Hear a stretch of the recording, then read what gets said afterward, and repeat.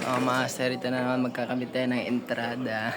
At yun nga mga master, ikakabit nga na naman natin tong entrada.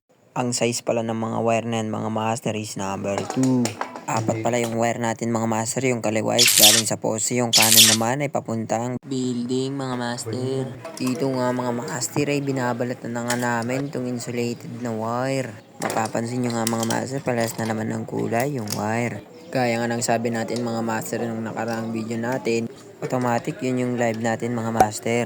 At yung isang mga master, matic yun na yung neutral natin. Balatan na nga rin pala namin yung isang wire dito mga master, yun na namin yung neutral line. Ito na nga pala yung mga connector natin mga master para i-compress ng maayos yung wire. Dito nga mga master ay kinakabit na nga pala namin yung connector mga master. Inuuna nga pala namin dito mga master is yung neutral. Magandang gawin nating exercise mga master na laging unahin yung neutral. Energize man yung linya mga master o hindi, para lagi tayong safe mga master.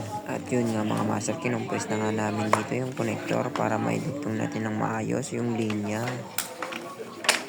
Nunod na nga rin palang balatan ni Buddy Eric dito yung live natin.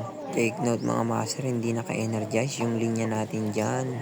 Nabit na nga rin pala ni Buddy Eric yung isang connector mga master para may compress na natin yung live natin. Dito nga mga master, kinakabit niya na yung dalawang wire sa connector mga master para mapigana yung compression tool. At dito nga mga master ay ginamitan na ni Buddy Eric ng 100%. Talaga naman. At yun nga mga master, patapos na rin tayo dito. Tinitipan na lang ni Buddy Eric. Iniikot-ikot niya na yung tape hanggang sa matakpan lahat yung konektor. Hilot-hilot pa nga niya yung wire. Alright. Nga pala yung gawa natin. Napakalinis mga master. Alright. Hanggang dito na lang. Salamat.